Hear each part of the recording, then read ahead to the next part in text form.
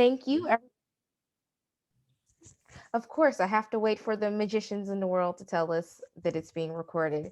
As it stated, this is being recorded. The entire series will be recorded, and you will have access to this for living knowledge forever as long as the internet lives. So, with that being said, welcome to this space on this great Saturday. Unity and Healing presents this beginner workshops, and this week we were talking about the minor arcana. So, last week we did the major. Yes, I'm new to this major arcana last week. So, minor arcana. We were given some homework. So, that's what I want to start out today. It's like little opener, sort of like get to know, speaky. Well, we already know each other, but just speak a little bit. What was an, a groundbreaking card that you pulled this week? And I'll go first. I actually pulled the Temperance card. So I got a new deck, and I was just telling Emma I'm really excited about this deck. So it's the Modern Witch deck. But this card was very symbolic to me in the sense that balance is what I saw in this card. One, the illustration is really beautiful. It's an angel who's sort of balancing on land, but with their foot in water. And I thought it was just so symbolic of what I should be tuning in right now. Things are sort of all over the place personally for me. However, this card was right on time, and it was the necessary reminder I needed. So, anybody else have a card that they pulled during our homework that stuck out to you this week and want to share? Oh, I have one. So I finally went and attacked Wheel of Fortune and really broke that card down for myself. And what was like really interesting for me was just to see like that there is stability in change. And that's kind of what that card represents, is how to keep yourself grounded while things are changing all around you. And I thought that was really interesting. I love it, and very symbolic of the times, right? Keeping your feet grounded while things are so in a whirlwind around you. Sort of hard to do, but we have to remind ourselves to do it and be present. So, anyone else had a card that they pulled during the homework and just was like, "Oh, this is what it meant to me. This is how I felt about it," and wanted to share? Okay, well, no worries. I'm sure there'll be plenty I more. don't think you can tell what that is. It's the Oh, Hermit, but the it's so hermit. dark blue night. She uses blue, and this is the Northern Animal Tarot. She has gilded back. I mean, her stuff is fantastic. It's basically the same as the Smith Rider Waite, except it's all animals. The artistry of that deck Okay. is beautiful. Thank you for sharing. Truly a beautiful card. Anybody else interested in sharing? If not, there'll be plenty of time to share throughout this workshop. So no worries, no rush. Leah, feel free to take it from here. Awesome. So just before we jump into this great work, I want to tell everyone again about what Unity and Healing is all about. And Unity and Healing's mission is to curate an uplifting, nurturing community for BIPOC folks to heal from cultural, historical, and present day traumas. Through sharing practices and resources, we will create a network of healers, partners, and members and allies who are physically, mentally, and spiritually well. And to introduce our wonderful healer, Emma, who is guiding us through this fantastic journey. I'm so excited for week 2. Go ahead and take it away for us, Emma. Hello, everyone. I'm excited too. So I really enjoyed last week, and I really hope that everybody got something from the exercises that we did in our own time.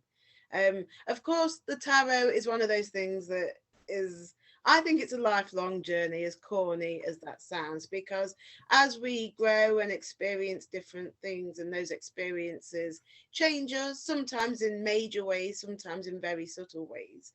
You know, we are always in flux. We are never the same as we have always been. We are always changing. And so, because of that, our experiences and how we might relate to the cards always changes as well. And I find that journey fascinating and exciting. So with the exercises that we did last week and the ones that we'll be doing today, the aim ultimately is that you carry those on and you develop them further. And that's how really you develop your relationship with the tarot. You know, you have to put in the work, but you know, the work is fun. I find it fun, so it's good. It's a win-win. So this week we are going to look at the minor arcana.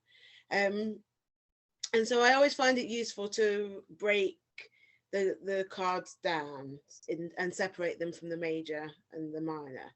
And whereas last week we looked at the major arcana, and as we said, those cards represent those massive major life-changing moments. You know, they are the human archetypes and all of that kind of stuff. Whereas the minor arcana, it's mostly all about our individual lives, the small stuff, you know. And of course I say small stuff, that stuff isn't really unimportant. It's massively important to us because it's what makes up the bulk of our lives and our interactions with one another. So these cards are really important to kind of understand, so that you can begin to use the tarot daily. So we'll dive right in now. If you want to, you can separate all of your cards and spread them out if you've got space. If not, it's fine. But I've got all of mine spread out. Just to, I like to have them all spread out because I feel it gives you a big picture. It's almost like a map or an atlas when you have them spread out in order. Because with the minor arcana, so they're split into 4 different suits, and those suits go from ace to 10, and then we have the court cards. Now I use the wild unknown deck, so the court cards are called the daughter, the son, the father, and the mother. In traditional decks, they might be called the page, the knight, the queen, and the king. Sometimes the princess, the prince, the queen, and the king. But they all represent the same kind of thing. So when the cards are spread out from the ace to the 10, I often say they talk about the journey, and then the court cards are the reflections and the next actions that come on from that journey. And so that's one way you can break the cards down and kind of look at them. But first we're going to talk about the individual suits, because they are vastly different, because each suit represents a different area of our lives. So the pentacles, coins, you know, they're sometimes called coins, sometimes called pentacles, but they represent the kind of mundane areas of our life, the day-to-day grind, if you will. They represent finances, the practical aspects of our everyday life, and they just generally represent day-to-day life. Swords represent conflict, and that can mean internal conflict, external conflict. It can mean the very obvious fights and arguments that we might have with our nearest and dearest and strangers. You know, people are people. But it also deals with resolution of conflict. You know, so sometimes when we talk about swords, people tend to get a little bit because it's swords and conflict, and you know, conflict isn't usually very pleasant, but actually resolution of conflict is vitally important to us. And then we have cups, so that's emotions and relationships, feelings, that kind of thing. When we talk about relationships, they can be the obvious romantic relationships, but we can also mean, you know, the relationships we have with our family, platonic relationships, all of those kind of things. And then we have wands. Now, wands refers to our passions and inspirations and the things that really get us fired up and that are important to us. And sometimes I think that the wand suit is often the suit that's left out. And I think that reflects particularly people in westernized and industrialized countries, you know, because how many people, if you were to ask them, are really following their dreams, how many of them are actively pursuing their goals and their passions and their inspirations. And, you know, sometimes if you're lucky, those things are your work and, you know, it all marries up and life is wonderful. But for most of us, work is very much work, and you know, and so we push all our passions and inspirations to the side and sometimes forget about them. So I often find that that suit is the one that most people struggle with when it comes up in a reading, because we're just not used to looking at that kind of stuff. So they're the different suits. And so the plan today is to briefly go through each one, because what I don't want to do is go through each one and then discuss what each one means, and this is the meaning for this one, and this is because, you know, it's boring. Nobody likes to learn like that. And we, you know, the little book that comes with your deck, please keep it and do have a read through it, because the artist's insight is important when we're considering the symbology and the meaning of it. But, you know, again, we have to incorporate that into our own perceptions and beliefs and ideas and what the imagery means to us. So, so it's important to kind of have an idea of the creator's intent behind the deck. And so, is everybody ready if we kind of go forward? I can see people going for their cards. Would you like a couple of more minutes? It's absolutely fine if you would. Can you give me like maybe like 10 seconds? Yes, of course. I know what it's like. I did mine just before I came on, and it's almost like you're playing solitaire, you know. But by doing this, it's really good, because then you get an overall glance of the cards, and I find it's really nice to see the deck.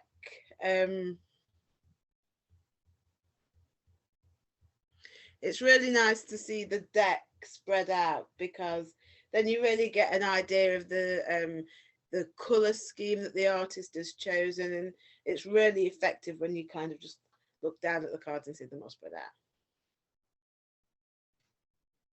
And if you only have them in order, it just saves a lot of time instead of trying to shuffle through to find.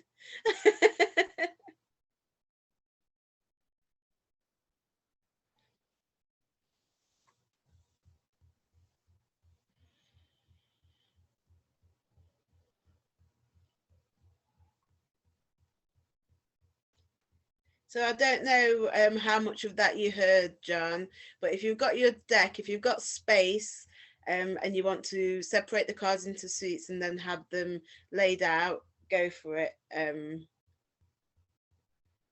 then we've just been discussing the 4 different suits. So that's the Pentacles, meaning like the finances, mundane aspects of everyday life, Cups, emotions, relationships, Swords, conflict, and importantly, conflict resolution, and Wands, passions and inspirations, generally speaking.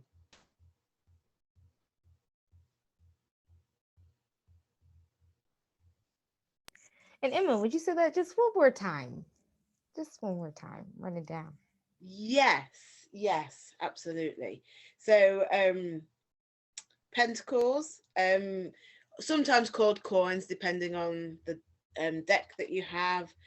So that relates to the more mundane aspects of life, those everyday kind of affairs and matters, finances, day-to-day life, all of those practical kind of boring things that we just do kind of automatically.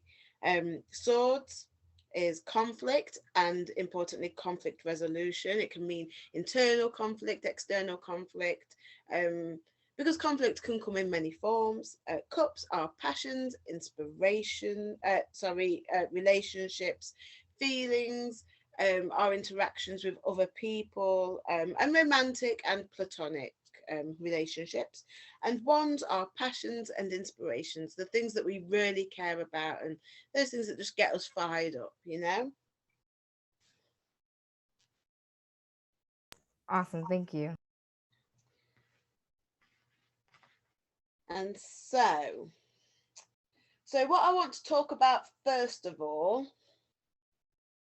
are the aces, because the aces are just, they're really good cards to kind of start with because they make sense because it's the ace.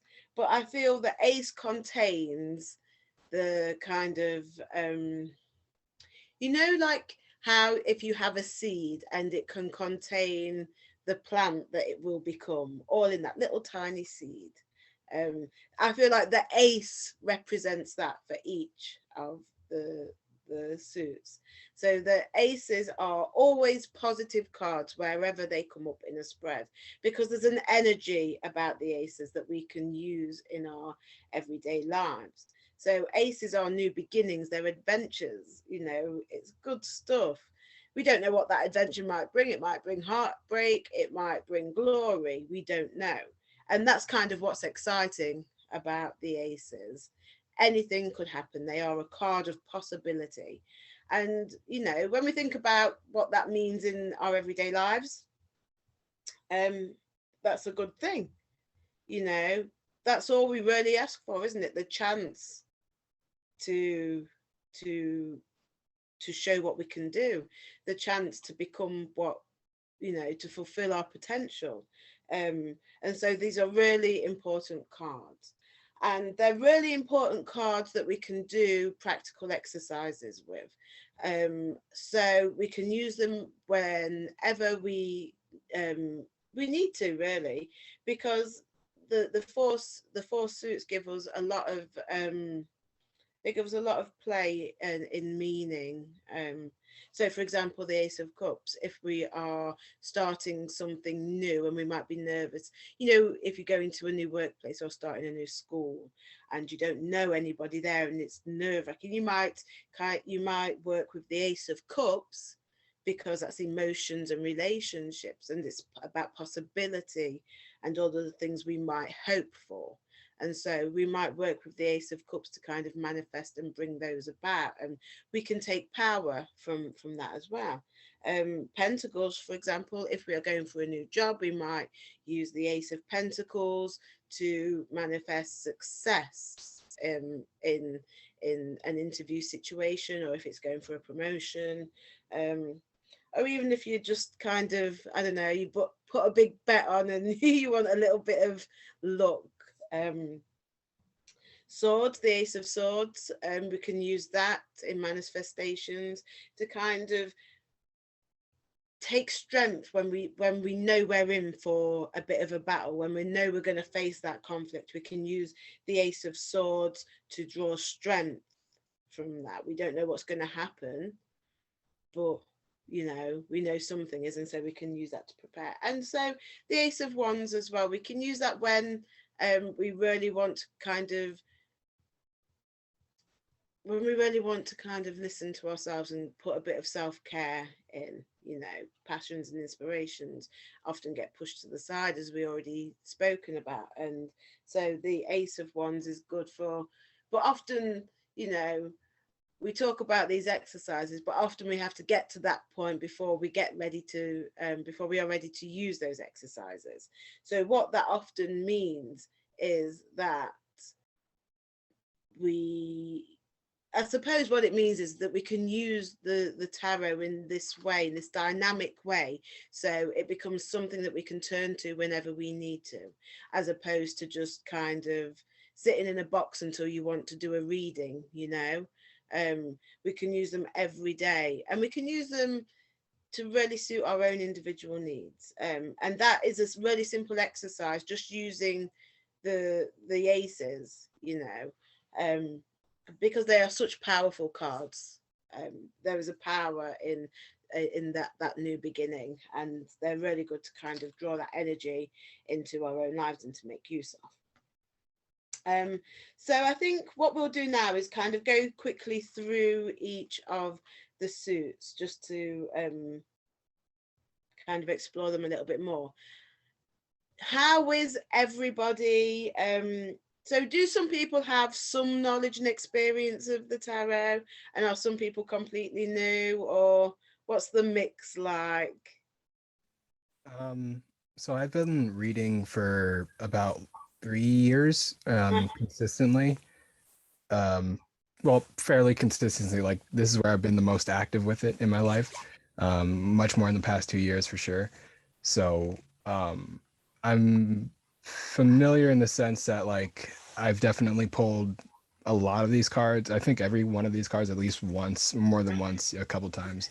Um, to I mean, I'm like I have a baseline familiarity, I'd say, not like Uh-huh. an expert by any means, but I can look at the thing and be like, get a bit more of a sense of it rather than having to look up every Yeah. time immediately. So, Awesome. How about everybody else? So, is anybody a complete beginner? I'm a complete beginner. Okay. There's nothing wrong with that either. Perfect. And I only asked just because I want to make sure I don't skip over anything.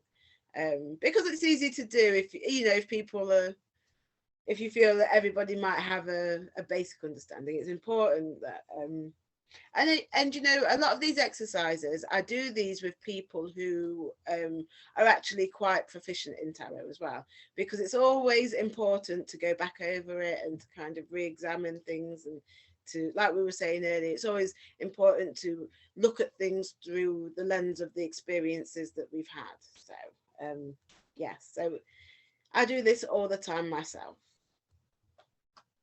but I'm a bit of a nerd, I must admit. So let's start with the pentacles then, because we were saying that these are the most mundane, the most relatable to our daily lives. When we think about pentacles or coins, we might think about work. The obvious one is money in our financial situations, but oftentimes it can reflect household, the running of a household and all of those kinds of things as well. And as we go through, you'll probably see how the different suits kind of have links with one another as well. So the Ace of Pentacles, we've touched on the aces already.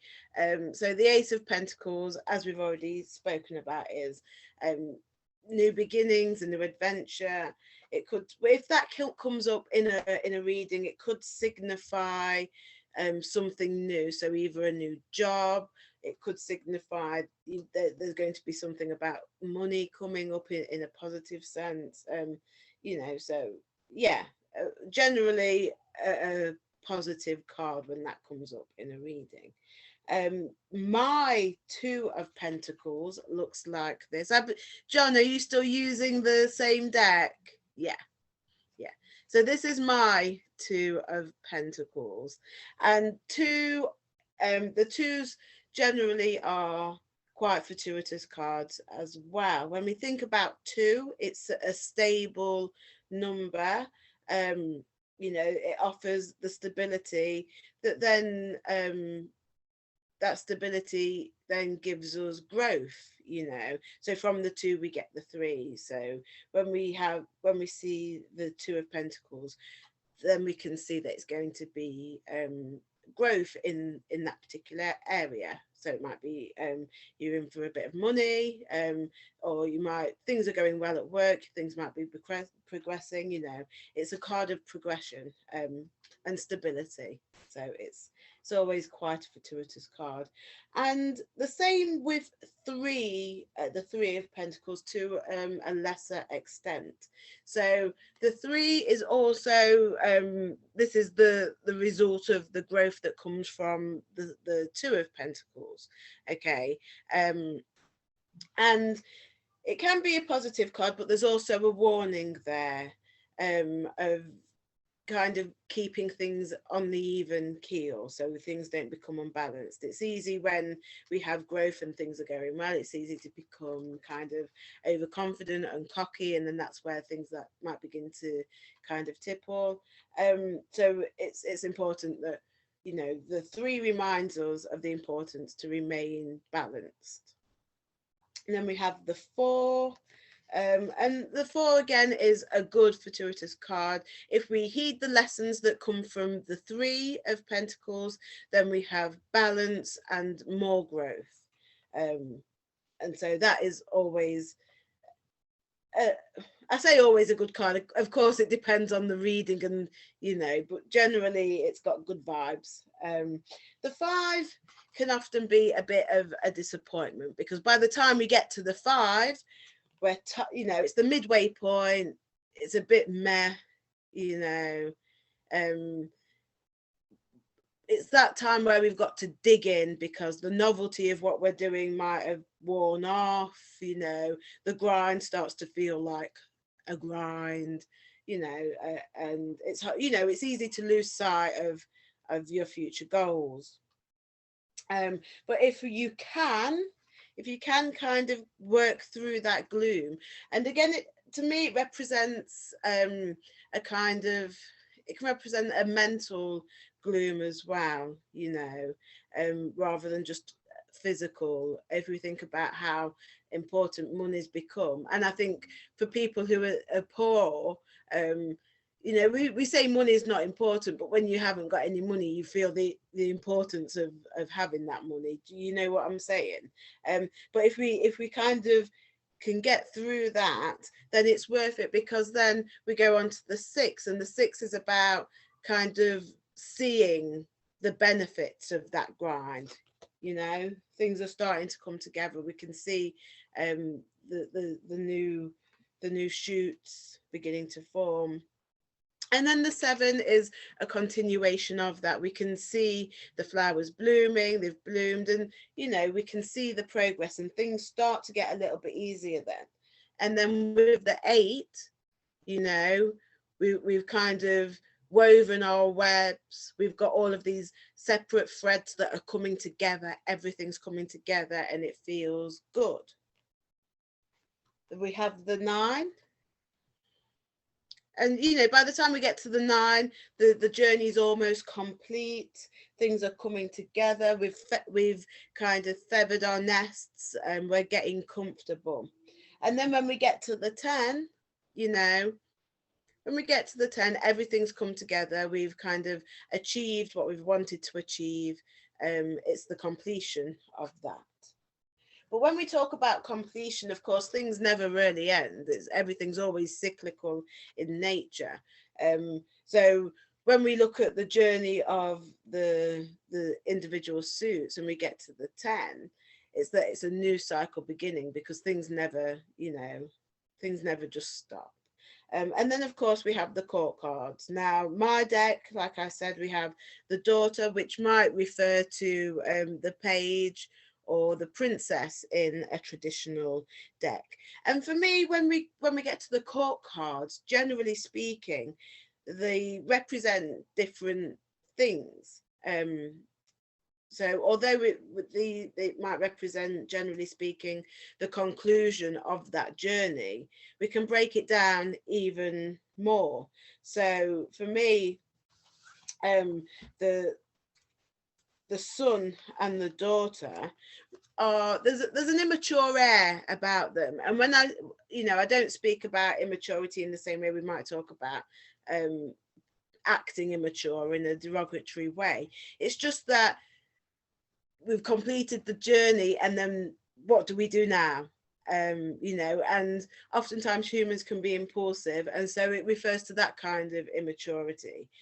So the daughter is immature thought, the son is immature action, and then when we get to the mother and the father, so then the mother becomes mature thought and the father becomes mature action. And really what these cards are different sides to the same coin. So with the son and the daughter, we've got immature thought, which then leads to immature action. And, you know, it's not necessarily a negative thing, because sometimes there is a positive that comes from just accepting things as they are on, you know, at face value.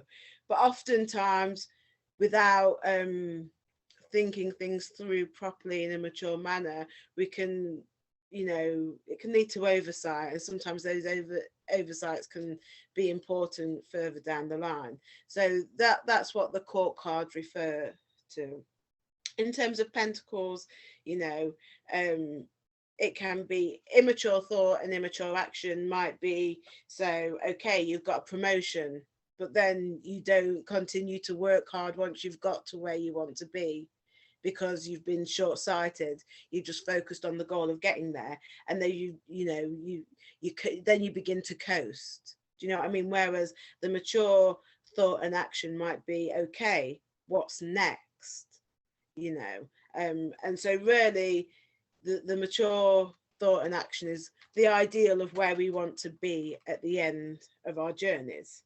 Does that make sense to everybody? Definitely.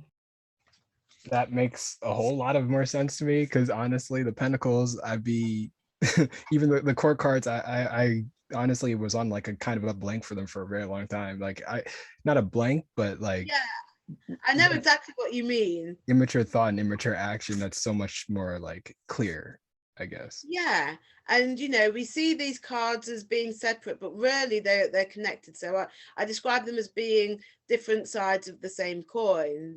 So the son and the daughter, and then of course we have the parent cards. So yeah, and because Right. by looking at them in that way, by looking at them as being connected, I just feel they make a lot more sense, because for a long time I struggled with them as well, and there was just a disconnect there, and every time they'd come up in a reading, I always felt like I was reaching, so it took a lot of time to work with them to kind of come to terms with them, but Yeah, hey, no, hey, that's that's it. what that's what the tarot is. And some people might struggle with other cards. I always feel everyone has their own, I don't know, there's always that love-hate relationship with one card, or everyone has it. So next we'll go on to conflict, the suit of conflict, swords, because I feel they mirror the pentacles quite well. I feel the pentacles and the conflict almost go hand in hand, and so it's, yeah, we'll do those next. And again, so the Ace of Swords, again about possibility. And even with this card, a lot of people, when I say conflict, and this is the ace of that conflict, the possible, it's the card of possibility. When we talk about that in relation to conflict, oh no, so we're going to get lots of conflict. And what that card means, the possibility it talks about, for me, is are the lessons that we learn from the successful resolution of conflict. So that's for me what the Ace of Swords talks about, because as much as we all might not want to deal with conflict, ultimately that is how we grow. It doesn't feel like it at the time, but I'm sure we can all think back of hard times in our lives when it feels soul destroying when you're going through it, but then when you come out of it and you kind of look back on it, you can see how much of a stronger person you are. So resolution of conflict is massively important. And then we have the Two. Now, this is a card of balance, but whereas the Two of Pentacles was a positive card of balance, this one comes with a warning, and it's we need to be measured if we want to see the growth that comes from the Two. This is the sword. This is, they're not to be taken lightly. Whereas if we take the balance and the pentacles lightly, we might lose that balance, but we can get that back. But there's more at stake with this Two. And so it's a positive card because 2 is a stable number, but it's balanced on a knife edge and it's easy to overturn, so it comes with a warning. And then we have the 3, which, when this comes up, it's always takes a little bit of explaining, because actually this is also this is what happens when we kind of don't deal with that balance in the correct way. The 3, the growth that comes from that, the lessons that can be learned from that, become tangled up in lots of extra trauma. And so it can be quite a painful card, the Three of Swords. And again, you know, I like to see a positive and a negative in all of the cards. There's always lessons we can take from even the ones that kind of fill us with dread a little bit. But then, you know, once we've kind of unpacked all of that trauma, we come to this card. You know, and what the Lamb represents is innocence. And here, what we see quite literally in this card is the conflict that we've dealt with. You know, it turns that innocence into knowledge. So from that loss of innocence, you know, as we think of that loss of innocence, and that it's often bittersweet, isn't it? Because, you know, who wants to lose innocence? But at the same time, the knowledge and experience we take from those kind of situations can really prepare us and set us up, you know, if we can deal with that conflict and trauma in a healthy way. So that's the 4. And I hope you can see that already. We can see that with the swords, is that it's always about learning from our experiences. And then this one's always fun when it comes up in a reading. The 5, this delightful little card. Which actually isn't the worst one. And again, much like with the 5 of Pentacles, when we get to this midway point, many things can happen. We can either lose sight of where we're kind of going to, or we cut ourselves up into pieces trying to do everything ourselves, you know. And so this card is very much a warning of burnout. It's easy to burn out because dealing with conflict is tiring. And oftentimes when we're dealing with conflict, when we're in the midst of that conflict, we're not taking care of ourselves. So that card kind of comes as a reminder. And then after that reminder, we can feel a bit down, and it's easy for depression to sit in. So this is my 6 of Swords, and you know, it's quite a dark card, and you know, they're being rained on, and it's easy to feel lost and sad and all of those things. But actually, we always have to recognize that that's a normal part of the human experience, and it's a normal part of dealing with conflict. But if we can move past that, once we kind of, it's important that we accept those feelings and recognize those feelings in order to move past them. And then once we can move past them and push forward, we're in a better place. You know, and I always feel like this suit is kind of bittersweet anyway, because there's always that, when we're dealing with swords, we're dealing with conflict, we're dealing with always being prepared and always kind of seeing the threats that are around us, but in a measured way. You know, we want to be balanced, we want to see things as they really are, and this is what this card represents. So this is the 7 of Swords.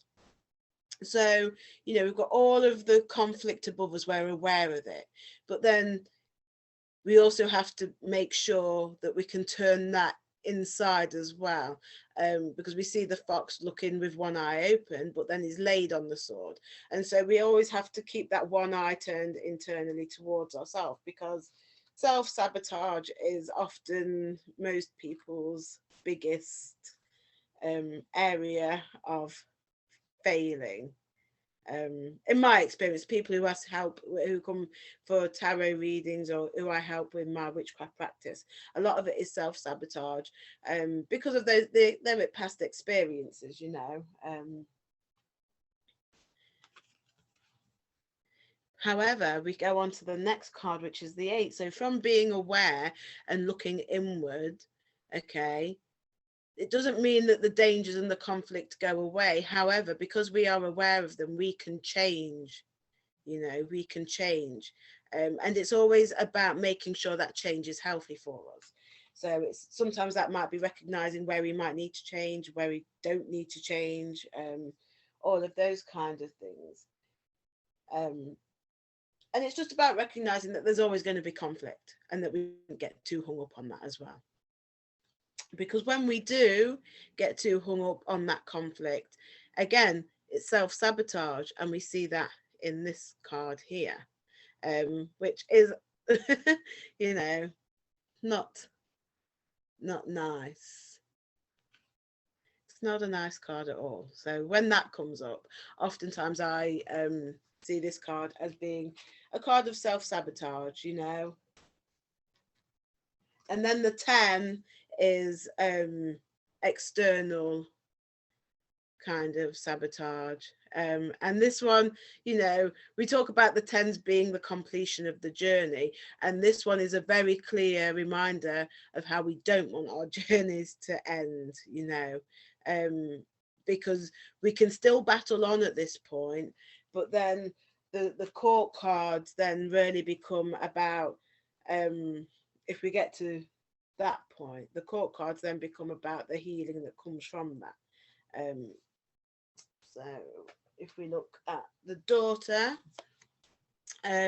so again we can see immature thought, and we see this in owls are wise birds, but of course in terms of swords it's standing on the bladed end. So immature action. Thought, sorry. So in that one we can see that we need to do something, but if we rush into it too quickly we end up hurting ourselves. And it's the same with the sun, so immature action. Again, rushing in to fight, which can be a good thing, but only if we are balanced and thoughtful. And then again here, these are the mother and father cards, and we can see the mother card as being mature thought. So we see the sword turned downwards, so we see that as taking a step back from the fighting to really think about it through. And then when we've really thought things through, and we can take the measured action we need to take. And so that's swords. Let's do cups next. Again, aces. I really like this card. I think this is one of my favorite cards in the minor arcana. I don't know, there's just something so refreshing about it. That one really sums up to me. I really get the kind of adventure vibes from that card. So we have the 2, which talks about stability. This card, when it comes up, can often be related to romantic relationships, but not necessarily so. And again, it's about stability and coming together with another. And the party atmosphere continues with the 3, so coming together from the 2 leads to the 3. This one is very much a party atmosphere card, but again there's always that warning there about everything in moderation, you know. And then we have the 4. So 4s again are balanced and stable. However, again, there's that warning there that to keep an eye out for the rat. And it's easy when we get to the 4 to kind of become overconfident, and you know, things are going well and it's easy to become complacent, but there's always that reminder there just to keep an eye out. The 5 is a somewhat more somber card, you know. And this one really is about self-care. We can see that it's quite dark, and it's just about taking the time in relationships to focus on the self, because even if it's a friendship or a romantic relationship, sometimes when they're particularly close it's easy to lose yourself in that other. But so it's really a card of self-care, because then we go on to the 6, and this one is about, you know, a strong and healthy relationship or friendship needs those strong foundations from which self-care is just one. And then when everybody in that relationship or friendship group is healthy and well nourished in every possible way, and they come together, they're not bringing with them their excess baggage, and it's just more harmonious, and you know, it's what really leads to strong relationships. So this card always signifies a strong relationship. The 7 is a card of uncertainty. In the traditional Rider-Waite deck, it shows you 6 upturned cups, and each cup has something in it, something either nice or nasty. So some have like gold, some have snakes, and really it's just, this is life, isn't it? Our relationships with people are going to be full of turmoil, and it's how we deal with them, but there's always that uncertain element. So this card it's about recognizing the truth of things, so seeing things as they are, so seeing friendships and relationships, warts and all, not having like a romanticized idea about them. But then also there's that excitement of not knowing, of keeping that excitement, a possibility. Could be good, it could be bad, who knows. And the 8 is kind of a dark card, and this one again, if we don't kind of follow the lessons of the tarot so far, so if we don't take the time for self-care, if we don't take the time to develop those strong and healthy relationships, if we don't kind of see things as they really are, then ultimately we come to a dark place where those illusions can't carry on forever, and ultimately we'll be confronted with the reality of how things are, and often we can feel quite desolate when that happens. And then we have the 9, which is more of it has more of a calm feeling about it, and this one is just recognizing the importance of having those calming relationships. Sometimes we want excitement and we want all of the things that come with that excitement, but we have to have that calmness as well, and this is where we get those hidden depths. This is where we can start sharing more of ourselves with people that we become comfortable with. And then of course when we get to the 10, all of our cups are brimming over, all of our relationships are brilliant, we're happy, life is good.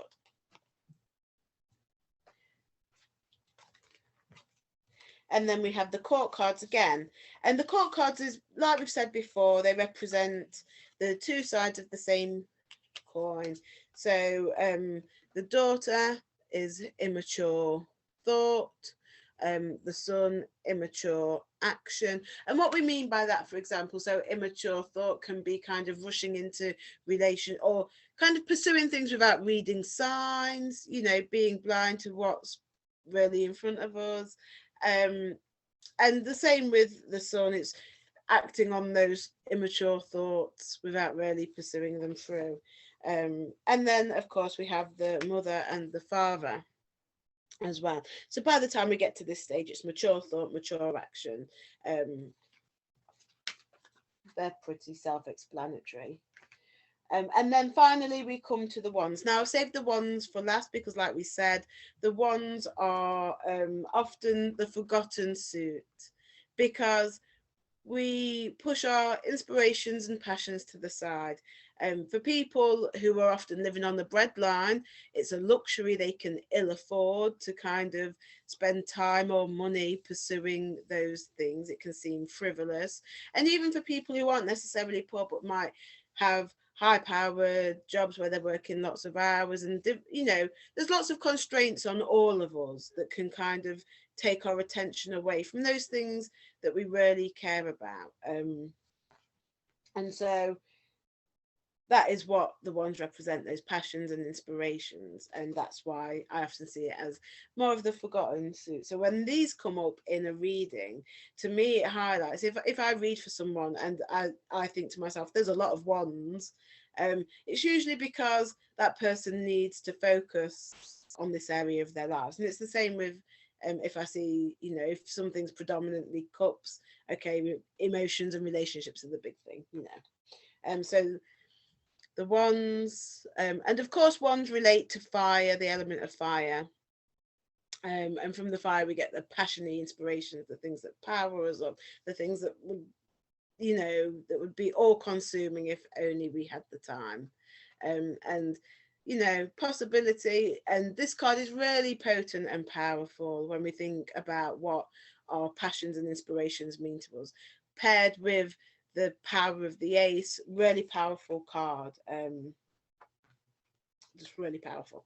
And then the 2, and here we have balance again and growth. And again, it's about recognizing the other. So it's about coming together. When we think about our passions and inspirations, it might be coming together with other people who inspire us, you know. So other artists, perhaps if you love art, it's just about kind of reaching out and kind of finding like-minded people, I guess. And from there we get the growth of the 3. So here in this card we see that they're fashioned together to form the triangle, and through the triangle we can see, we get a glimpse of what might be if we can fully if we can just kind of dedicate more time to our passions and inspirations. From the 4, so we've had a glimpse of what might come, and we've worked, and you know, we've progressed to the 4, and we can see, we can really get a clear picture now. We're in a stable position, we've got a clear picture, we feel like there's a clear plan moving forward of how we can incorporate our passions and inspirations into our life. And this one really is about keeping up that momentum. Because of course, when we get to the 5, as we've said throughout, the 5s can often be the middle of the journey, the waypoint. By this time, you know, it's neither here nor there, is it, the 5? And so again, we can begin to lose sight. But it's important that we can keep on, because and again, you know, we see a lot of relationships between the different suits of the card. So this was the 8 of Swords, and this is the 6 of Wands. And for me, these two cards are often quite related, because from the conflict that arises, we can really grow, and we can use that conflict in our passions and inspirations. Sometimes that conflict arises because of that, because we have to kind of sacrifice one part of ourselves for another part of ourselves. So so the 6 is really about embracing the change. The 7, this card for me is about illumination. It's about the power of the self, and it's about coming into one, you know, into your own understanding, and really focusing your attention on yourself and just letting everything else fall away. Can sound a bit selfish to say that, but I don't think it is. I think it's really important that we do that, because when we do make time to do that, so this is the 8, so when we do make time to do that, we can get that spark of inspiration, you know, whatever you want to call it, your muse. You know, we have to give ourselves the space and time for that to come, and this is what this card is about. Okay. And then of course, when we kind of make the time for that to happen, we can progress. And so this is the 9, and we can see that we're on our way to fulfilling our dreams. We see the moon at the top of the stairs, and what this represents are our dreams and the road to getting there. Okay. And it's not necessarily easy. It's littered with all of our kind of fallen attempts at that, but we're getting there. And then we have the completion of the journey. And although this looks like a dark card, what this often shows is that, like we've said before, the journey is never complete. And once, you know, with our passions and inspirations, so the tarot is one of mine. So what that first started, like for me, was learning the tarot, getting that first deck and taking the time to learn the tarot. And then, of course, that relationship never changes, is always changing. And, you know, ultimately, once you fulfill one thing, that then leads to the next set of goals. So by the time we get to the 10, it's about recognizing that actually, when it comes to our passions and inspirations, it's never done, because we are constantly being inspired. We are constantly having new things kind of grab our attention and taking a hold of us and inflaming us. So that to me is what they are about. And again, with the court cards, we see kind of what we've been looking at all the way through. So we have the son and the daughter. And then we have the father and the mother.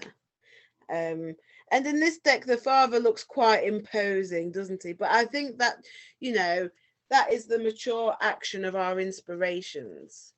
And when we come to this point, you know, there's really no stopping us. We've been through, and because, you know, like we've already been saying all the way through, the wands are that forgotten suit. So by the time we get to the, you know, the court cards in that journey, we've kind of dealt with a lot of shit. You know, we are fierce when we get to that point because we've kind of been through that journey of self-discovery. So they are the individual suits. Does anyone have any questions or anything they want to say at this point?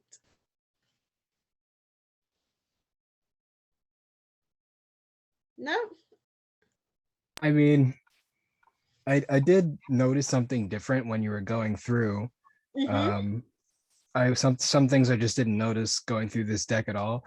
But when you were going around, the daughter and the daughter and son of swords, for one, how they tend to, oh geez, the light is ruining everything. I How know they exactly what kind you of mean. like, yeah, I don't know if you can see, but they kind of grab their swords by the blade, Mhm. and like he's charging in, she's still like trying to, you know, act like the mother and be a bit more observant, but Mhm. is still like more on the action part of that blade rather than holding it by the hilt, which the two parent or father and mother Yeah. cards actually do. And the mother is like, is perched, it gets worse, it's perched on the sword, and the father is holding it by the sword, it's holding itself back but holding it by that sword blade, not in that action position. So I didn't really see that before.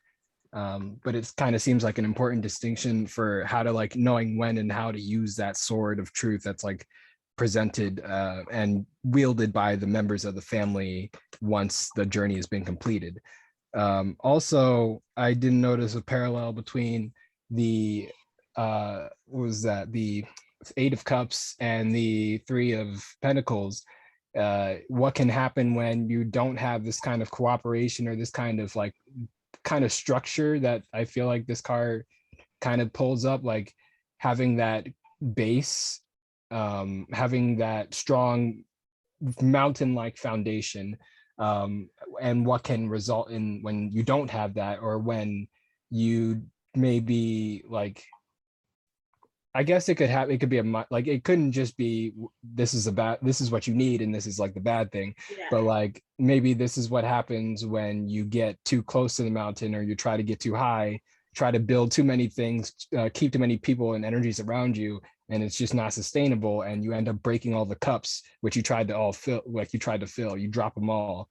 So like I just noticed more of a correlation between these cards that I can now pull at, and that's why I like this deck, because they draw like, there are little subtle things where they kind of relate to each other. And Yeah.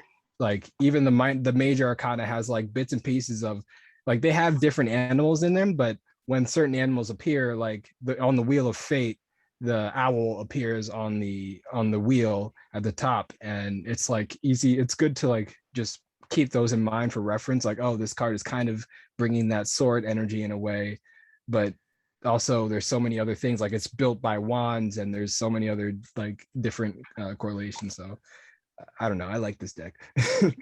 Yeah, and you're absolutely right. And I think it's probably the same in most decks, you know, because there's just those, you know, they're related, and it's those little details.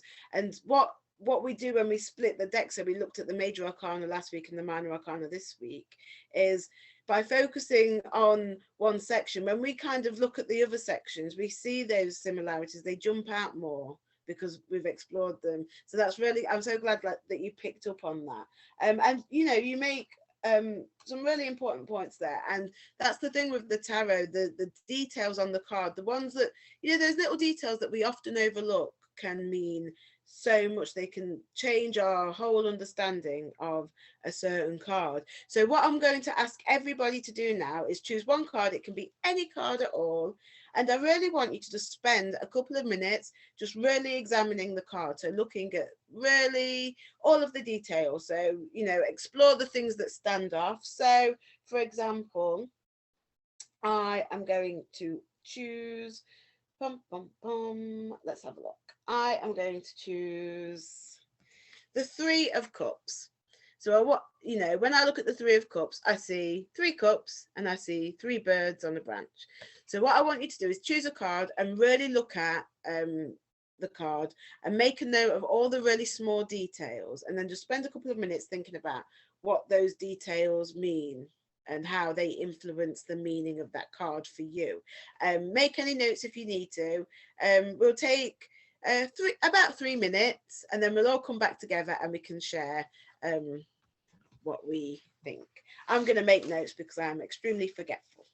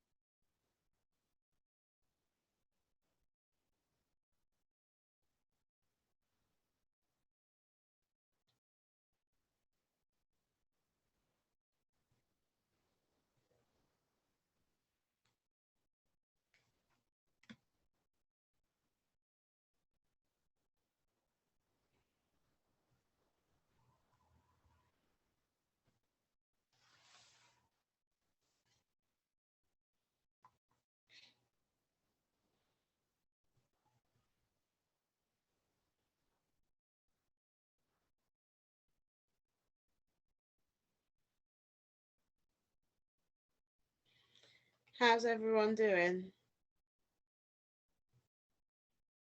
Yeah.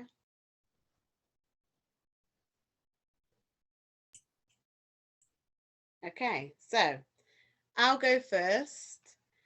I would like I'm going to be mean and I'm going to ask everybody share for this exercise. Just because I think it'd be really good insight, because oftentimes we pick, you know, someone might pick up on something that nobody else has, and, you know, it's just good. So I'm sorry if that's a little bit mean, but so I'll go first. So I chose the 3 of Cups. Now, for me, when you first look at this card, it seems quite a cheery little card, you know. The colours are orange and red. You've got birds and there's cups, and all seems nice. So you've got the sun above the 3 birds, and I get the feeling from this card that it signifies sunset, just because you've got the sky darkening towards the horizon, whereas when it's sunrise, it's the other way around. Don't know if the cups are full or empty because they're quite shadowy inside. However, they are all standing upright, which I take to be a good sign. The position of the birds is something else that I looked at, and you can kind of see that there are two standing close together and then another one further up. And could this be a sign of disharmony in the group? And then the branch as well. So I looked at the branch, and it's bare, so there's no leaves, no blossom. So you know, whatever one might take that to mean, could it be a negative sign that there is no new growth in this group, and that, you know, that's what's causing the kind of distance between them? However, is it superficial because the cups are still standing upright? So there's still something there that's worth, you know, worth looking at more. So that's what I just took from that initial 3-minute examination of the card. So who would like to go next? I'm going to go ahead and volunteer myself as tribute. Okay, so I decided to go with the Two of Pentacles. I want to put this a little closer for you guys. So, and just, alrighty. So essentially it is a woman in a field. And I noticed that it sort of seemed to be as if she was holding them sort of imbalanced, like, so, but in routine. It almost seems like she's dancing. So there's some sort of normalization around the day-to-day life and it being a balancing act. It's fruitful due to the green and the beautiful flowers that the illustrator decided to draw in. But again, to comment off of that balancing remark that I noticed, how she's not completely planted on both feet and she's sort of still leaning to the side. So it looks, for me, what I got out of this card was like getting caught up in the day-to-day, but feeling complacent with it, being good with that routine and what it feels like, and rolling with the punches, being flexible when the imbalance occurs. Hence why they're in nature. That's sort of like what nature is. It's not a positive, negative, it's more of very neutral. And to understand that in the day-to-day, you need the balance. And to make it cute, you know, they put a cute dress on her and just roll with the punches is what I got. So yeah. Awesome. And my 3-minute reading. Thank you. Who would like to go next? I will go next. So I chose the 9 of Wands. And so what I basically called out for this card is that this person is clearly struggling. They're leaning on the 9th wand for assistance as they go on this journey. We've got like the light in the head where it's like, I kind of felt like that was the dream that kept this person going on this like really hard journey. Even though I don't know if you can see it, but there's tears coming out of her eyes, just like to really represent like how hard this journey has been. And something else I noticed was it's like, it's almost dusk in this picture, which just for me signifies how long the journey has been.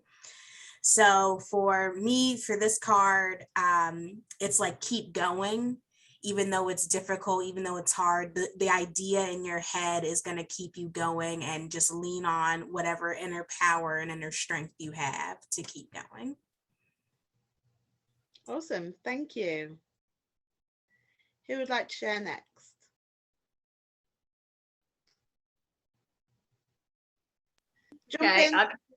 Okay, I'll go next. I had the 8 of Swords. And what struck me about this was I looked at the person looks like they're bound, you know, by rope.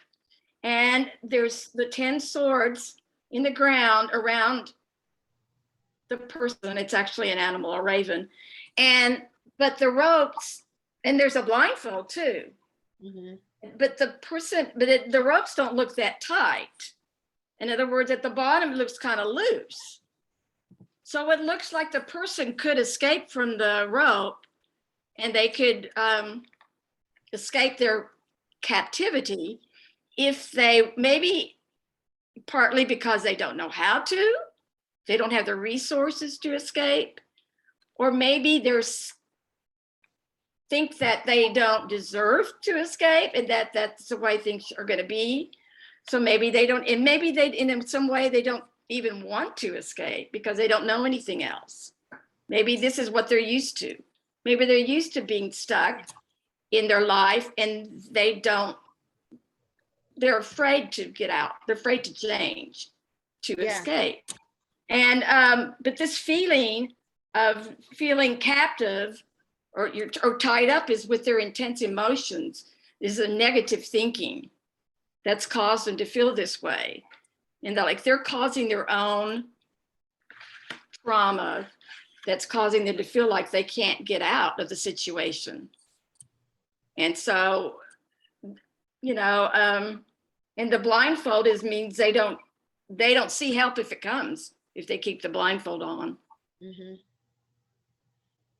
Oh, fantastic. Thank But you. they need the awareness to take the blindfold off that would show the illumination that they need to escape their hardship.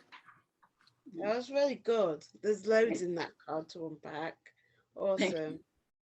John, do you want to go? I know you were gonna. Hey, I mean, it's the same suit, so I mean, we were in the same mindset. I chose the 3 of swords, and yeah, the light doesn't want me to show you, but it's essentially like 3 swords all 3 different looking swords tied up in this really bloody rope, or bloody, and like really, honestly, whenever I pull this, I get a really it's kind of like, ow, like I feel like the bloody rope is kind of, and it's a bit gory, but it feels like intestines to me. Honestly, it feels like a very internal problem. You see the dark outline and the dark space behind it, and it's like internal, like it's the inside, you're looking at the inside of something. And even closer, you can see the way the lines are drawn going down. It's kind of like the swords have been rattling around, like scratching up the container, whatever it's in. Almost like whatever movement or any reckless movement that you've been doing, or whatever the person's been doing, either if it's a box, or for me, like it honestly feels very personal, internal, like in literal intestines.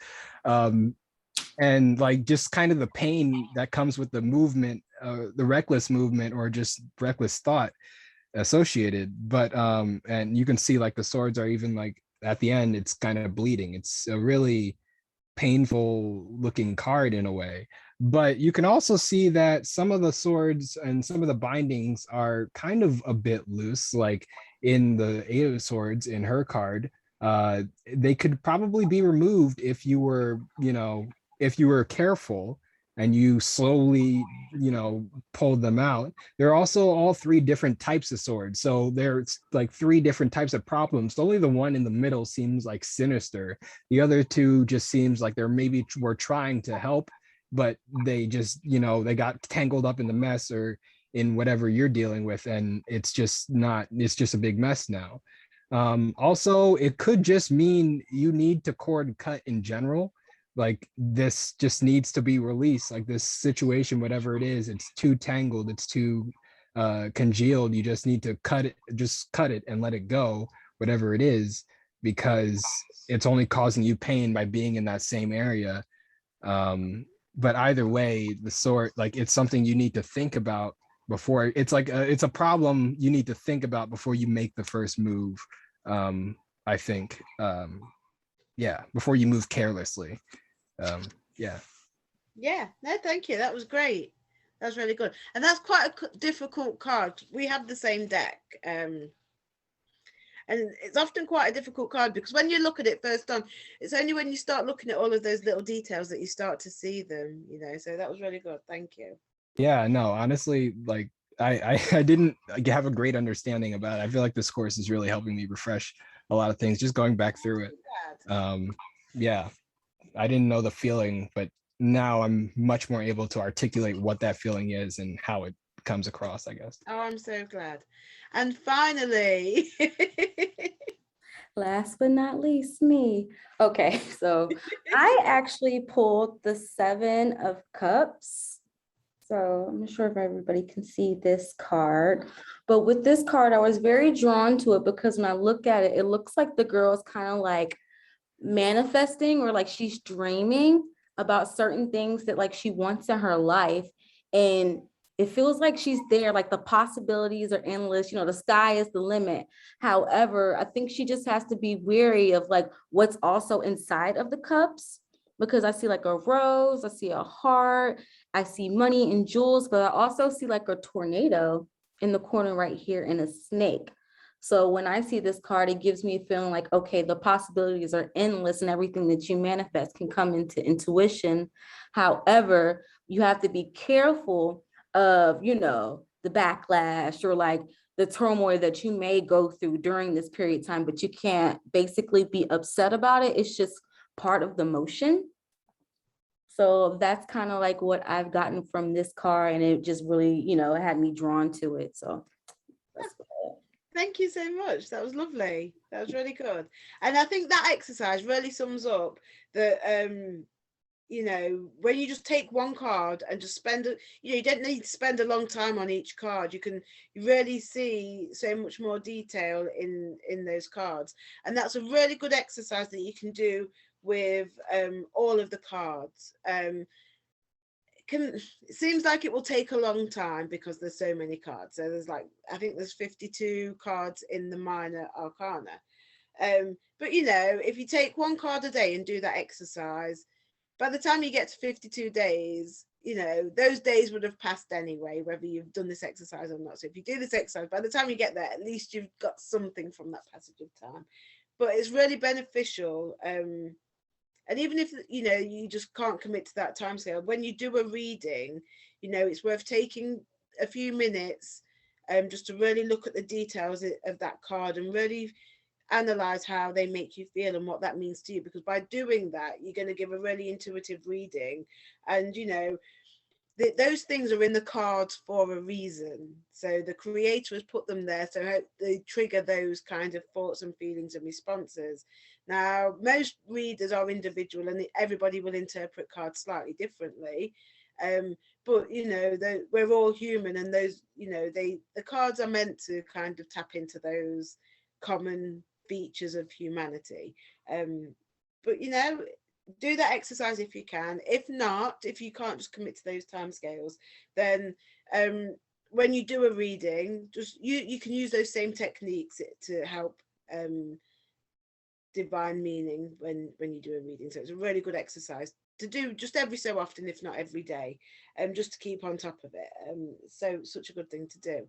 I've got another couple of exercises that I would like you guys to do. So we've already talked about using the aces to manifest. But the truth is you can do that with any of the cards. So for example, if let's have a look, let's take a card. So say for example, we've got the 8 of Pentacles. We can use this to manifest order in our lives, to kind of bring about that order. And what we see by the web is it's not perfect, as in, it might be a bit off, it might have a few holes in there or there, but we can begin to plan, and we can use the cards in a specific way to manifest, to daily meditate on whatever we want to kind of. And the beauty of the minor arcana is that there's a card for almost any scenario, any situation, anything that we might want to bring into our lives, anything we might want help dealing with, we can use the cards. And so what I tend to do is do this exercise for 1 week, for one reason, just because we want to commit to it and we want to spend that energy. So if you want to bring something into your life, you choose a card that represents. You might want to bring some order, you might want to bring calmness, but find that card that represents that to you. And then what you do is you set up a little altar. Now, if you don't have an altar, all it really is a dedicated space where you can go to. And when you go to that space, you know that you are giving yourself the time and the space to kind of just spend that time on yourself. Now, You can have a candle on there and your card, it can be as simple as that. You can dress it up if you like crystals, you can use crystals. You know, if you want fresh flowers on there, make it however you want it to look, however, you know, makes it inviting to you. But what's most important is that you have the card there and that you have at least 10 minutes each day just to sit in front of that altar and kind of, I call it a death stare. And it's kind of where you can let you have the card and you let your gaze fall upon it. And I think we talked about this last week. And in the end, it almost feels like you're looking through the card. You know, it's almost like you're entering that trance state. But what we're really doing by focusing on it in that way, we're really pulling and pulling those energies towards us, and that's what helps us manifest it. So that's something that I want you each to do. Choose one card for the course of the week. If you can't commit to 10 minutes every day, then at least 2 or 3 times a week. But do try and find even 5 minutes, you know. I think you'll really feel the benefit of even just taking that time anyway. But we can add extra power to that time by using the tarot. So that's really important. And then what I would really like you to do as well is so you can use the minor arcana in a way to kind of explore yourself, because, and I know it sounds quite airy-fairy when we say it out loud, like, oh, taking some time to explore ourselves, but the truth is we don't. We just kind of get on with everything. We deal with everything that life throws at us. You know, we work 40+ hour weeks. We have families to take care of. We have stress. We have drama. We have all of those kinds of stuff. So we can really use the tarot to explore ourselves. So what I want you to do then is I want you to take 5 cards from any of the suits, and I want you to take 5 cards that you feel represent you. Okay, and then next week, when we come back, if you're up for it, because this can be a really personal exercise, so I really only want you to share if you're comfortable. So I want you to take the 5 cards that really represent you, and then I want you to do what we've done earlier, you know, where you go through each of those cards and you look at them in detail, and then I want you to start relating them to how they represent you. Does that make sense? Is everyone clearer? Yeah, good. Because what this can often do, it can lead it to real self-insight, you know, because as we've discovered, when we look at those cards, we looked at those cards for 3 minutes today, and I feel everyone really got such a lot of detail from that. So I want us to do the same with these cards, and I want you to keep going back over it over the course of the week and see, because sometimes, you know, sometimes our brains only let us assimilate so much information.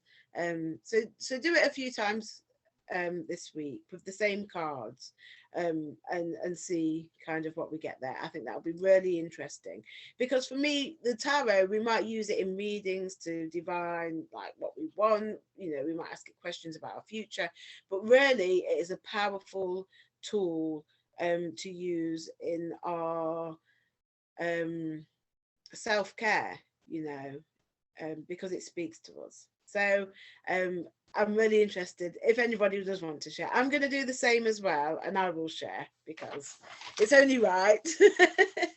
But that's the end. Does anyone have any questions or anything they want to share? No? I just want to share that I really loved how you broke down everything. It was really great. And I was able to basically like kind of get to know the cards as a beginner. So thank you so much. That's really helpful to me as well. So thank you. So thank you for listening to me. Yeah, it's been great. Thanks so much, everyone.